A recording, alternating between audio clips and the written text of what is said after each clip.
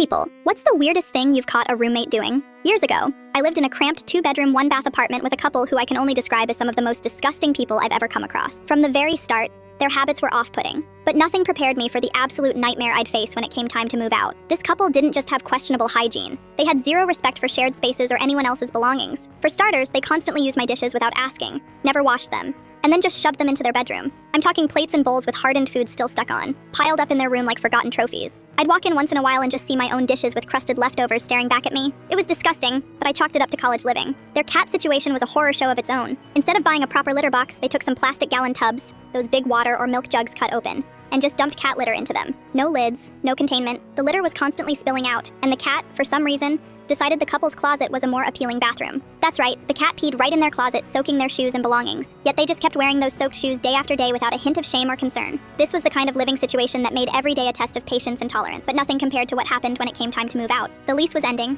and I knew if I wanted my deposit back, the place had to be spotless. The couple had already moved most of their stuff out, but insisted I could handle cleaning their room since they were too busy. I was reluctant but didn't argue. After all, they were the ones who created the mess. So, armed with gloves, a scarf wrapped tightly around my mouth and nose, and a giant bottle of bleach, I opened their bedroom door prepared for a bad smell. What I wasn't prepared for was the sheer assault on my senses that hit me the moment I stepped inside. The door had been shut tight most of the time, and with their constant incense burning, I never smelled the real state of the room before. But this time, it was a wall of pure, unfiltered stench. It was overwhelming, a mix of rotten garbage, ammonia, and something far worse. My eyes watered instantly, and I felt like I was going to gag. As I started to look around, the horror became clear. In the corner of the room, tucked behind a pile of dirty laundry and empty food containers, were several cardboard boxes. I approached hesitantly, my heart sinking as I lifted the lid on the closest one. Inside there was human feces, and a lot of it, along with used toilet paper. I froze. I couldn't believe what I was seeing. Boxes filled with literal shit sitting in their bedroom, like some kind of sick storage. It was beyond disgusting. So grotesque that I honestly didn't know how they could live with it, let alone just leave it there like it was nothing.